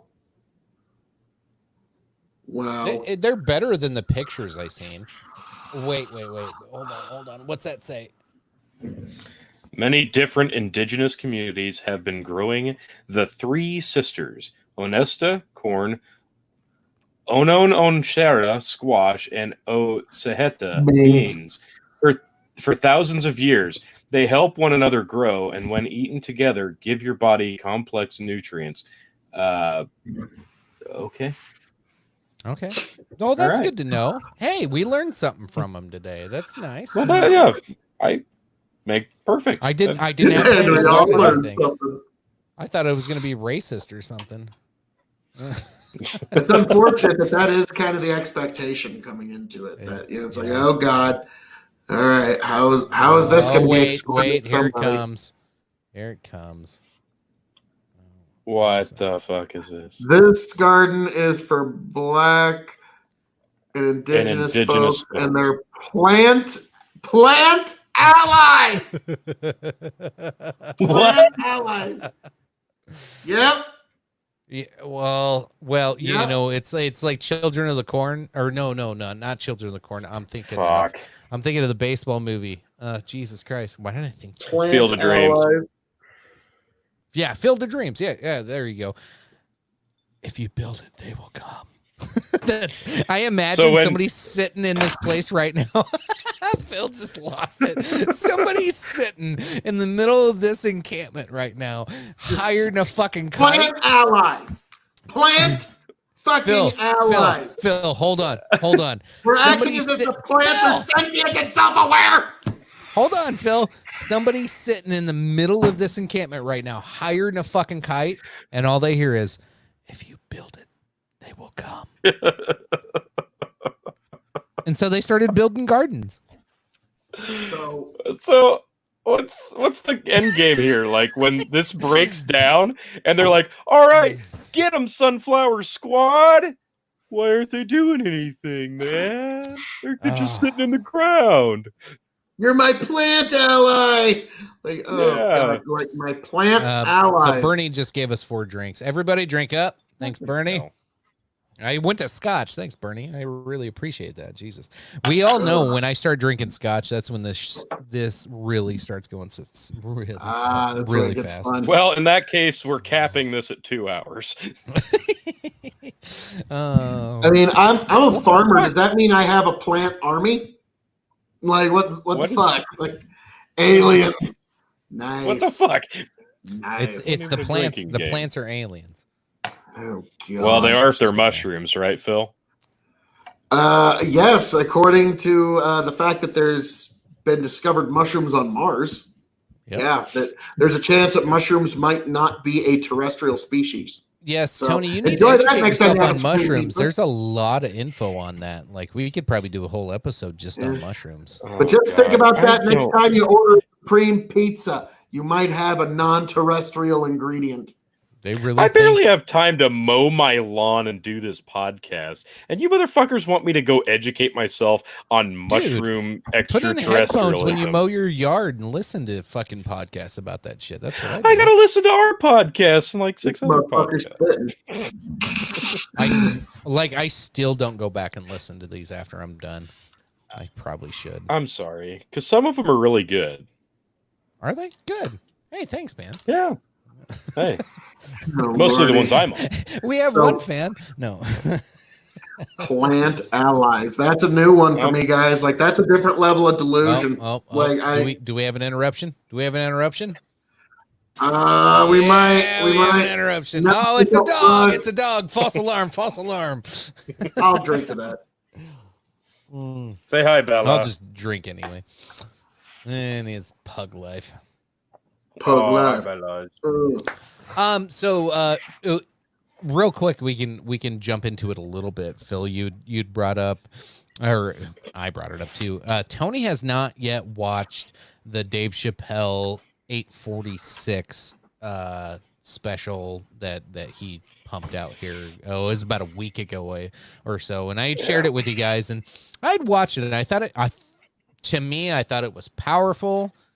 It was one of the better insights that I have heard and arguments I've heard. Not saying I agreed with everything and that like I'm going to bend the knee to everything I hear moving forward just because Dave Chappelle told me to. But I thought it was a little bit more enlightening, and it was a better crafted argument on some of the issues that are being, presented. The media is terrible at presenting these arguments. I think everybody knows that, right? And everything's just a gotcha moment and hate bait and clickbait bullshit. I thought what Chappelle did was find a nice, sincere, calm environment and really did a little cinematography along with it to like get you kind of feeling like you're there with it. I thought it was well done. It was well crafted. It was, I don't think it was necessarily convincing, but it does. That was probably one of the most intelligent and hard to argue with, portrayals of what Black Lives Matter should mean to a lot of us white people, right? Or just anybody who's just totally fucking clueless on what's been going on in the last 6 months or 6 years or 20 years.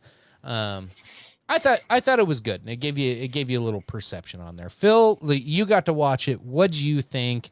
There's a couple parts I wanted to shit on, but I like Chappelle, so he was just saying his opinion, so I didn't want to shit on too much of it. So I kind of was like, In terms of appeal to his core audience, in terms of persuasion, it was sublime. It was a well put together piece of persuasion. It is not a comedy special.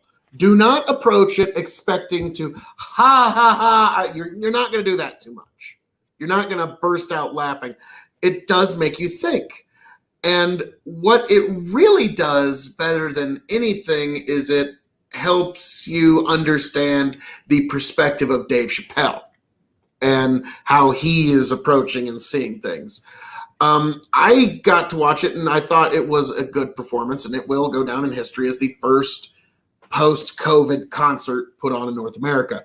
I watched it again with my mother, and she was not nearly as impressed. And I was about to say, it's like George St. Pierre. I am not impressed by your performance. That was more or less because. And afterwards, we talked about it, and she said, when he goes, "White women, I love you, but y'all need to shut the fuck up." It's like, why should I listen to another word he has to say? Because he's already communicated. He clearly will not listen to another word I have to say. So in terms of wide perception, he failed miserably. But in terms of his core audience, it was sublime persuasion. So that was what I saw, having it, taking it out to a few people and watching it with them. There's some people that now, even then, it does help grant perspective. But, when you say really divisive things like that, don't be a bit surprised when divisiveness gets spit back your direction. Yeah, I think that's I don't know, that's maybe a disconnect between his core audience. Like you said, it's his core audience, which everybody expects him to do shit like that. Like he says shit like that all the time. So I probably didn't think twice about it when he said, anytime he says shit like that, I don't think twice about it because he tells people, because you're not a white woman. Well, he's told white men to shut the fuck up before too. So like, and it didn't bother me. If I had to guess, he's probably leaning towards Karens. Like, well, I was just going to say, like, without seeing it myself, I'm guessing that particular line is geared towards more like the, 18, 19, 20-year-old Instagram girls that are like pretending that they're planting a flag and supporting by somehow posting their ass on Instagram. And that's showing their stance against segregation and such, because maybe he needed a better build up support, because he did not clarify. He just said, right, y'all white women need to shut the fuck up. Yeah. and then Well, moved but on. you know, So, like, I'm sorry, and that's it's not what like you guys said, it's what you expect from Dave. Yeah. But yeah, like I said, in terms of his core audience, sublime persuasion, hell, I even was able to understand his perspective. But like I said, there's some folks it was not well received from. And I found that fascinating because I am a huge fan of Dave Chappelle. Chappelle Show was one of the funniest subversive comedies of its day. This one, like I said, it is not Dave Chappelle attempting to be funny.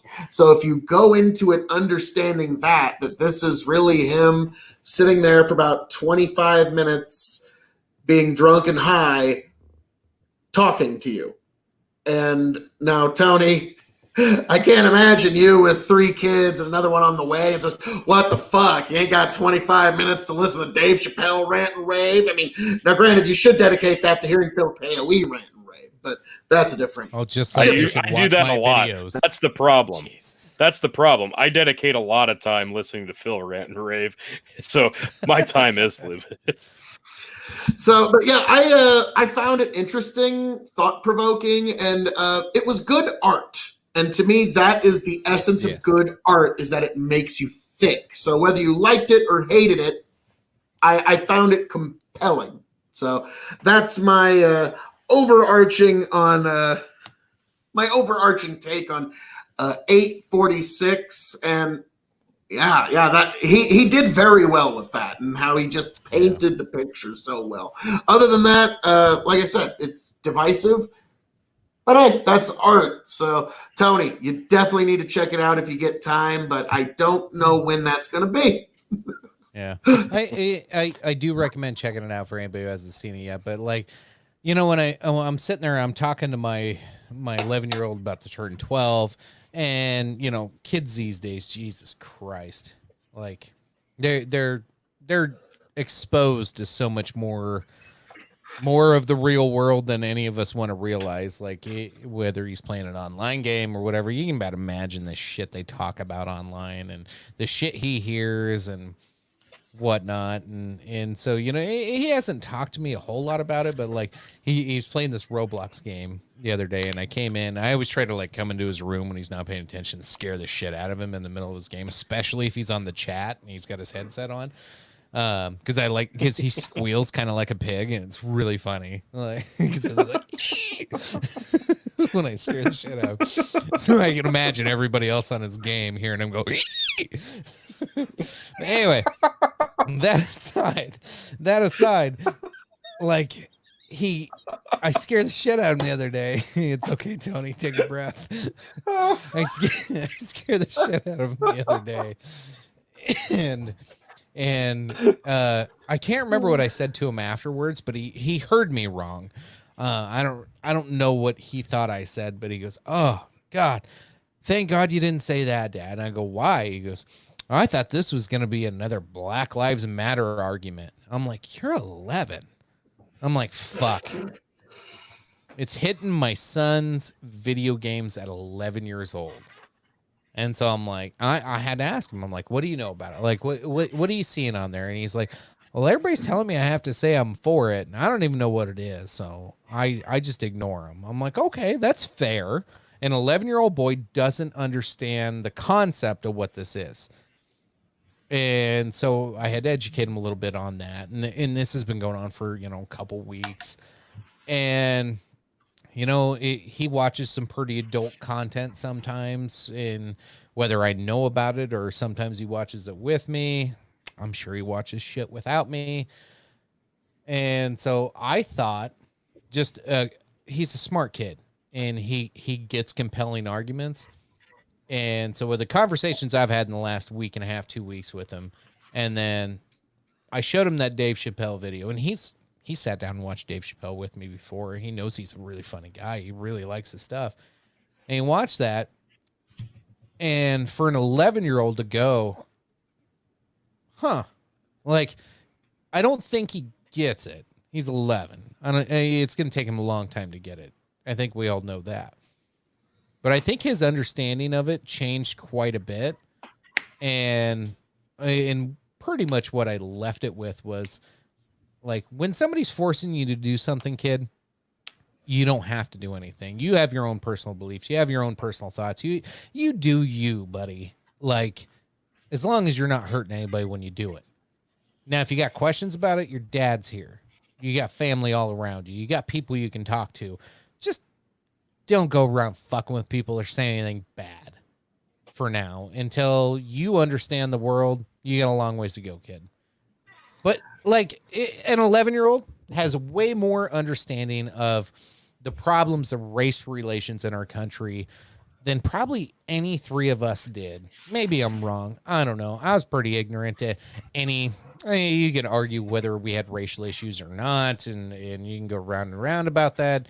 I don't want to even get into the systemic racism talk because that's just a shit show of arguments. But hey, there's things wrong with this country, and people have suffered injustices, and however you think that plays out or comes from, I don't know. I feel better that my son is smarter about it at 11 years old than I was at 11 years old. So I'm going to give myself a good dad pat on the back, and I think he'll be better for it someday.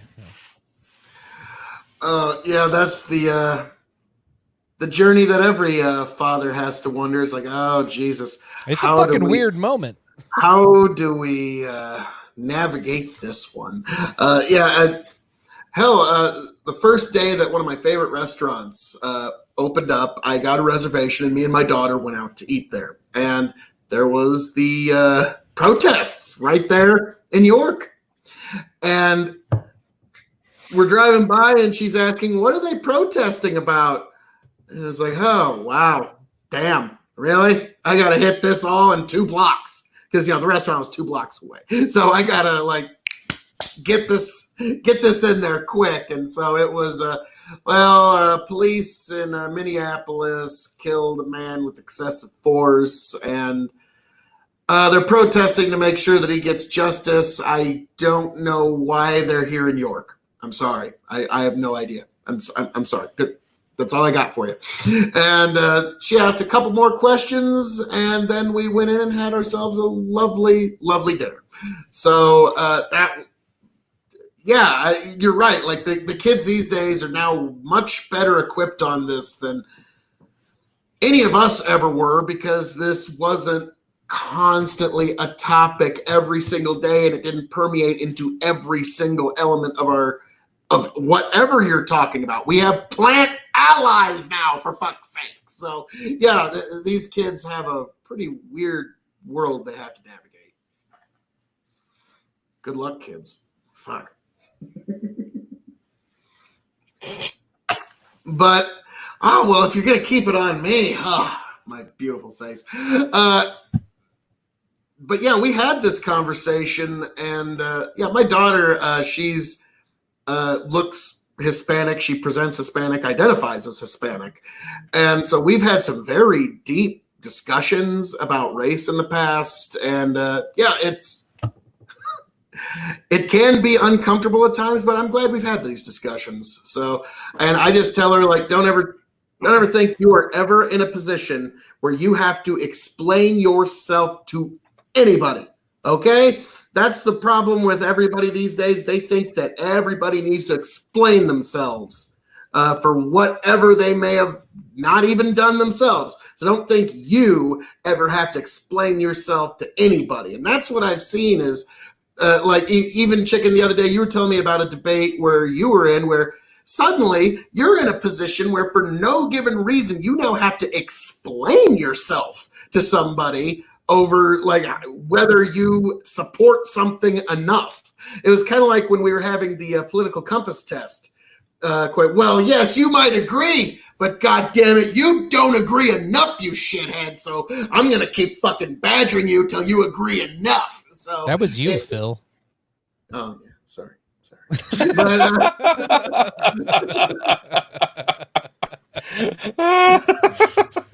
wait, oh, okay, sorry. But no, you're telling me about some other debates where there was some other asshole, not me. Yes, all yes, right? yes. Get it straight, man. Jesus. In my case, it was right, though. You see, that's the difference. Yeah. No, Oh, no, Lord. Phil, you make a good there's so much of that right now. Everybody's doing this like moral posturing thing where you have to agree with me or else you're against me, and it's like I don't know. There's way too much of it, and it's an authoritarian view. Which bringing it full circle to what I was talking about at the beginning of the show.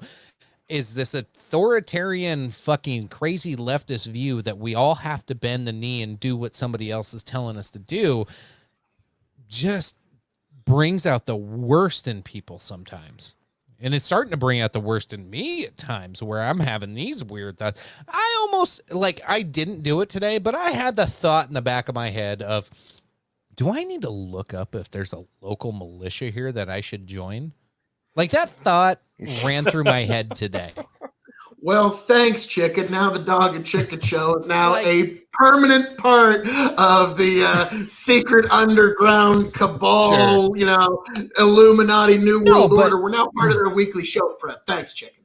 I'm out in the Great Plains, middle of nowhere. This shit doesn't fucking affect me personally very much. And that thought ran through my head. Imagine somebody who's living in Philadelphia, or whether conservative or Democrat, they just want to protect their families and protect their rights. Like you're seeing this build up in these bigger cities.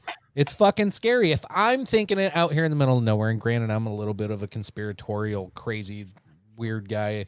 So Get the fuck out, really? If I was in a big, if I was in a big city, I'd already had a whole goddamn get up suit and fucking all kinds of guns, and I'd already be protecting statues. All right, let's just paint a picture of what I would be like if I was in some of these cities. But I'm not. It'd be a way different podcast. Fuck yeah, GoPro strapped to your camera or strapped to your war helmet. Cancel this show tonight, guys. I got bigger fish to fry. No.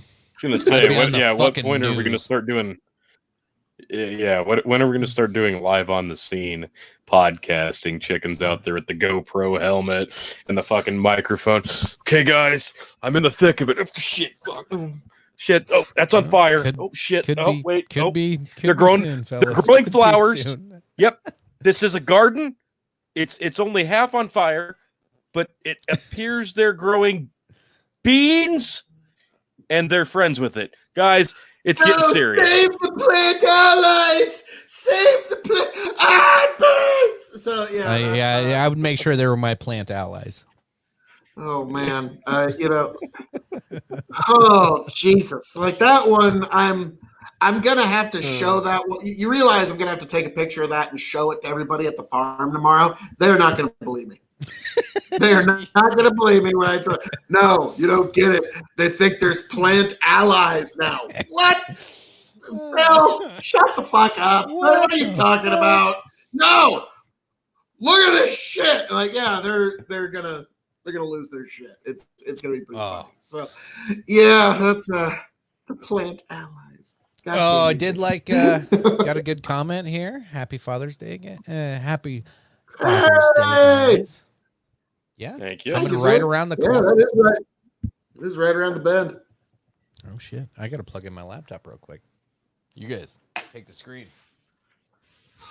Oh well, I think I can do that. So, so Tony's monopolizing the screen time. Now you see, folks, Tony G here. He's just wanting to cost you the marvelous, magnificent experience of getting to have Phil KOE on your screen. So I do apologize for that. Tony's just killing for time. And Chicken too. They're just costing themselves. There we go. Get the main star back on the camera here. All right. Yes, I'm ready for my close-up, Mr. DeVille. Yes, thank you. Thank you. As the main star of the Dog and Chicken Show, it is fine to be here and grace you, Tony and Chicken, with my presence so I can spend some more quality time with you, the KOE Nation, and all of our vast, vast fans at Big Bucket Entertainment. So please like, share, subscribe to all of them. And before we proceed any further, Tony G, fucking G, like, share, subscribe. Isn't there a little something we got going this weekend? There actually is, Phil, and I'm glad you bring that up. If I may. Like, share, subscribe. right there. Cut to my co-star. Grip. Okay. Sorry. Jesus. Phil's like slow takeover of this show has just been like it's just been like creeping up. I know. Of like he's subtle. He's real subtle about it. Yes. he like rubs you on the butt and then smacks you in the ass. Like, that's decent of him to at least do that. Yeah, like, come on. You gotta give a little ass slap. all right, get your plug anywho, How can I resemble that remark? my goodness. Anywho, see, now I don't feel even bad know what's about putting going on myself anymore. on screen when you were talking. I don't either. Anywho, Friday night. Now I don't even know what the fuck day it is. Saturday's Father's Day or Sunday is. I don't know. But Friday night, June 19th, Grip on Facebook, on YouTube. We are going back to Malvern Manor in Malvern, Iowa. Phil is joining us on this one. It's going to be a really interesting place. I love going here. It's a really unique building.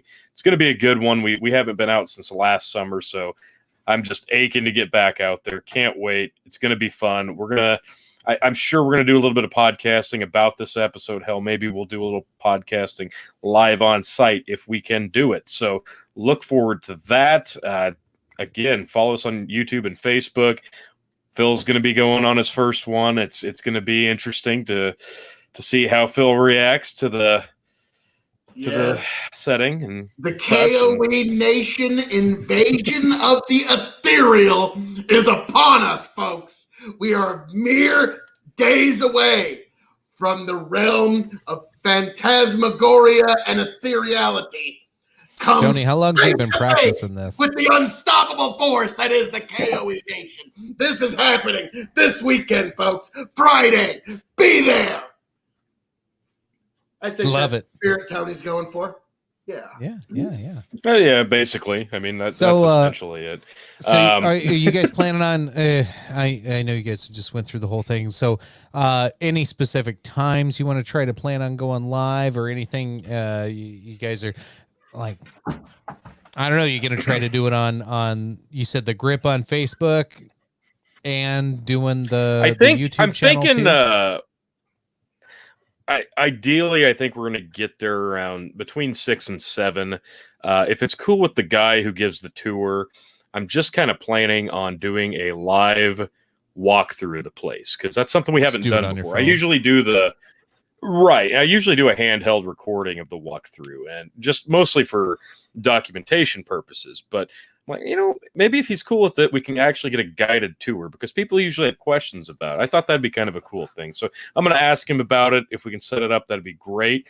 The one thing about it, though, that I don't want to do too much is sometimes the tour gives away too much of the potential personal experiences. And I don't want the power suggestion playing into Phil's first time. There's a couple things specifically at this place I'm anxious to see if Phil can have happen to him. So I don't want to give too much away. I don't want to give too much information about what could potentially happen. So I got some hopes here. We're going to see how it plays out. But ideally, we're going to have a lot of fun stuff going live, at least on the Facebook page. If we can set up something on YouTube, we'll do that too. But we'll get it figured out. We're going to have some fun stuff. So definitely check us out, follow along, and it's going to be a good time. Cool.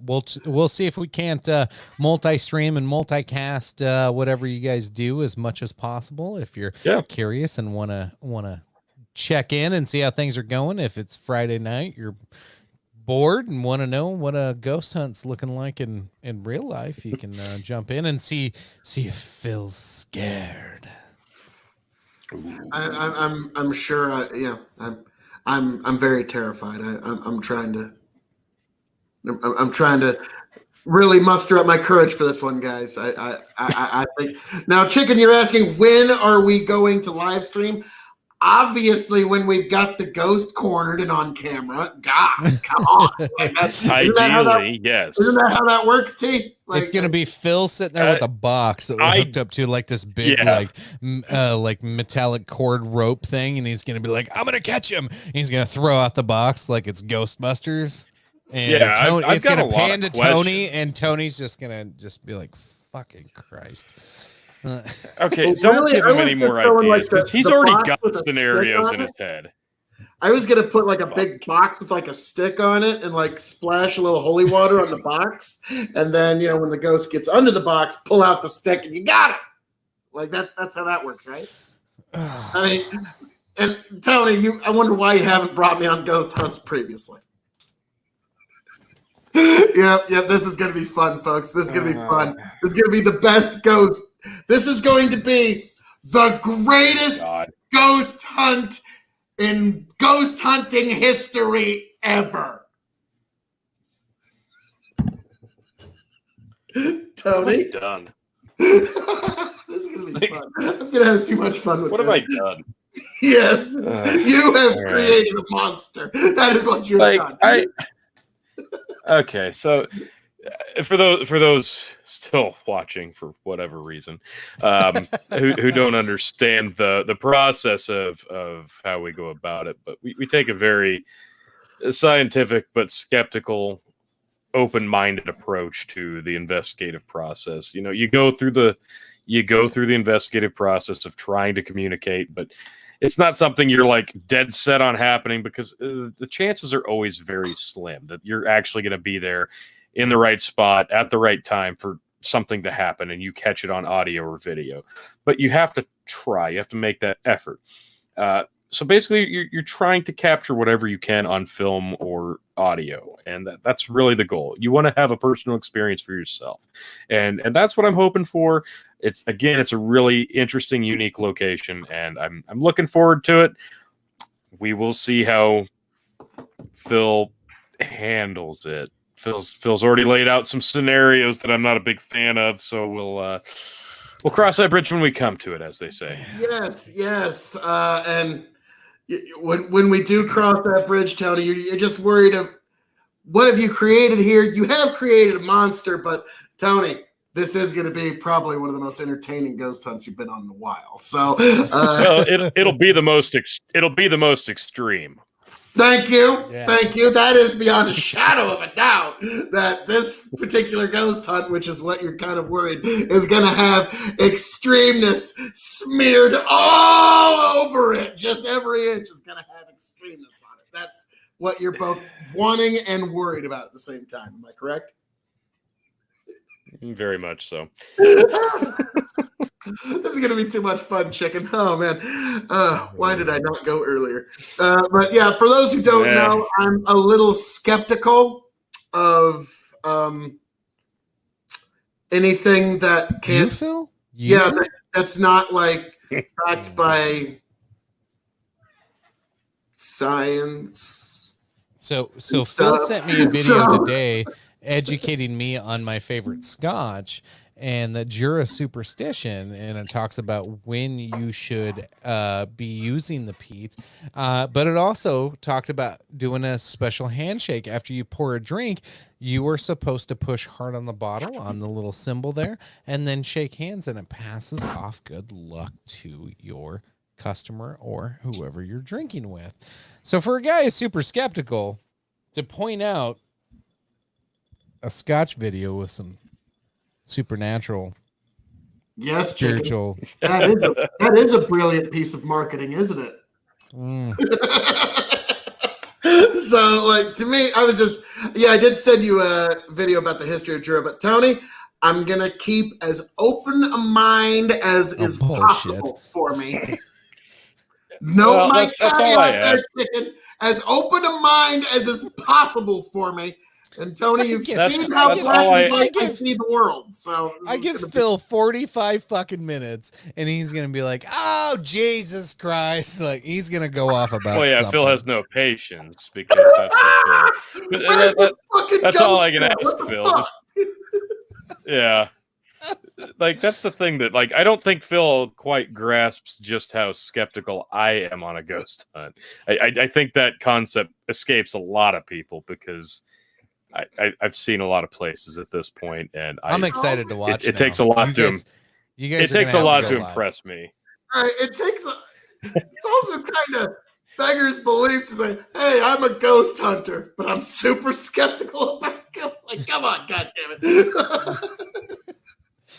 I kind of want to be there just to help organize a live stream because it would be fun to like be able It's to only like 3 hours from you. watch Phil on one camera while I interview you and we talk about what Phil's experiencing and then switch it. It's like, oh my God, that would be a golden show. Fuck. All right, so this is the room. This is the room where all the ghosty stuff happens. All right. Yeah. I bought a camper. I'm going camping. I'm going camping Friday, so I'm out. Hey, there's a spot to park it. Hey, Dude, I ain't driving that fucking thing two anymore. birds with one stone or something like that. So yeah, that is going to be an interesting time, folks. Definitely check that out.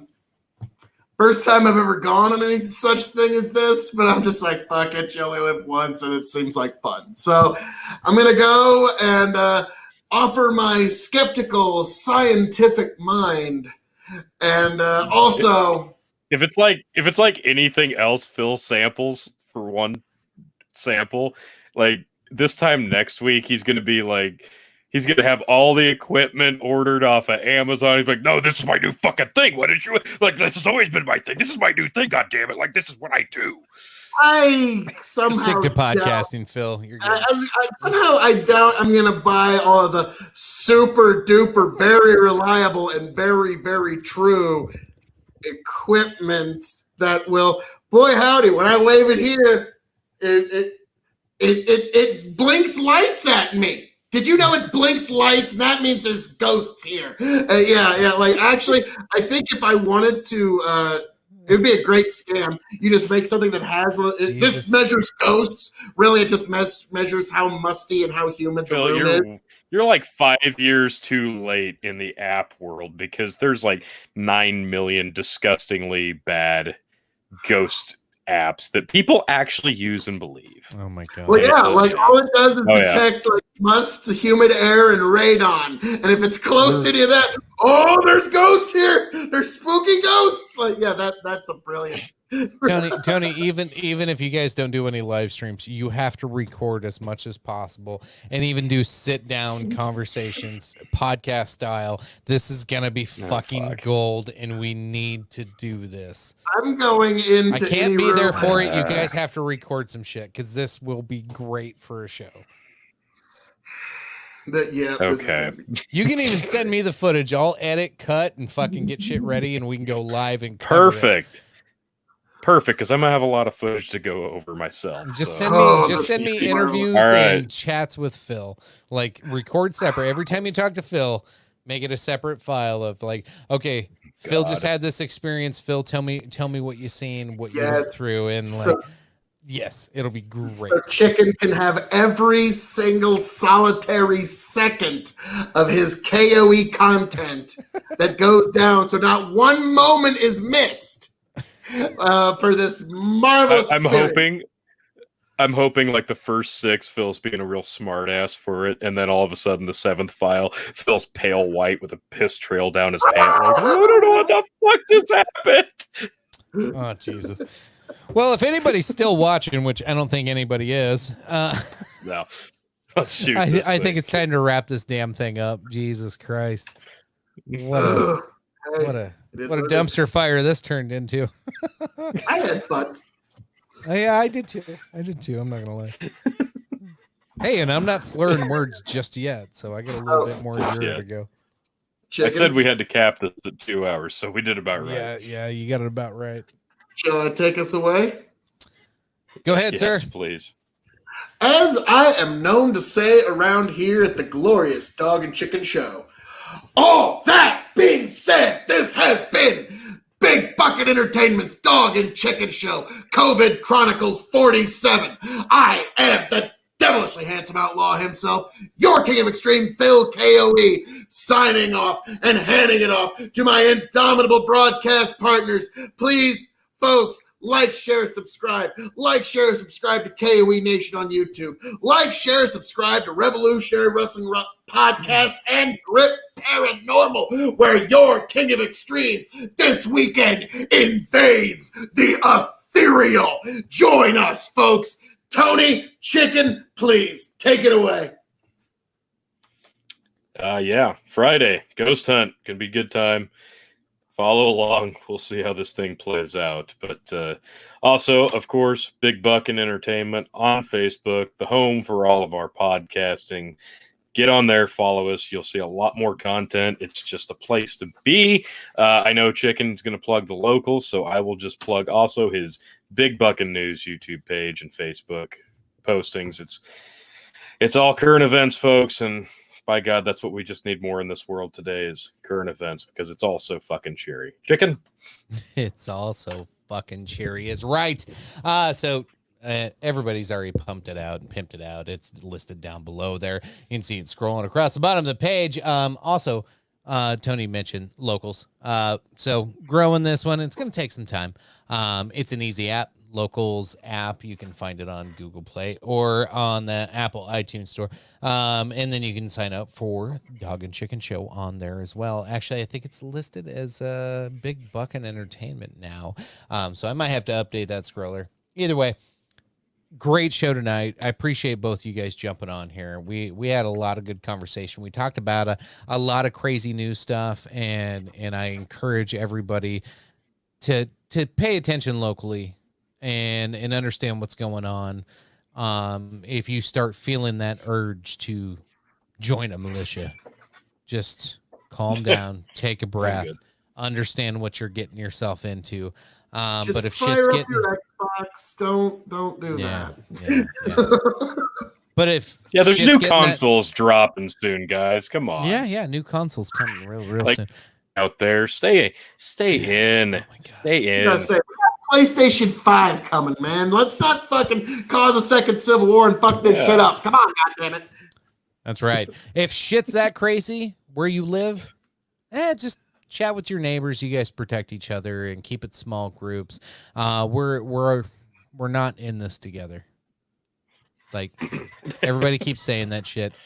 I think Tony brought it up weeks ago. We're not in this together. Across the country, God Same knows. storm. Same storm. Goddamn. Well, I Different don't know. boats. I think we have like 3 storms going on at the same time right now, but we're not It's in these just kind of storms. mixing into a tornado. Yeah, we're not in these storms together. So find the ones you love, find those close to you, partner with your neighbors, take care in small groups, and collectively everybody will take care of each other and everybody will be safe. And if shit gets that crazy, fucking bug out, yo. Like, I bought a camper this year. Shit gets crazy around here, I'm fucking going to a private campsite and I'm just going to hang out there. I'll take all my guns with me. I'll be all right. But yeah, anyway, everybody As long as they have Wi-Fi. Yeah, well, yeah, no shit. Stay safe. Appreciate everybody tuning in. Tony, Phil, cheers, fellas. Thanks for jumping in. Good conversation tonight. A lot of good chat. Look forward to the ghost hunt. Look forward to meeting with you all again next week and talking about some more crazy shit in this world. But until then, Oh yes, and the Outworld hopefully next week because it's gonna be crazy. the Outworld. Oh God, do I even want to know? I'll be king of that by the end of next week anyway, so don't worry about it. Never mind. We'll save it for next week. Appreciate y'all as always. Love ya. Bye.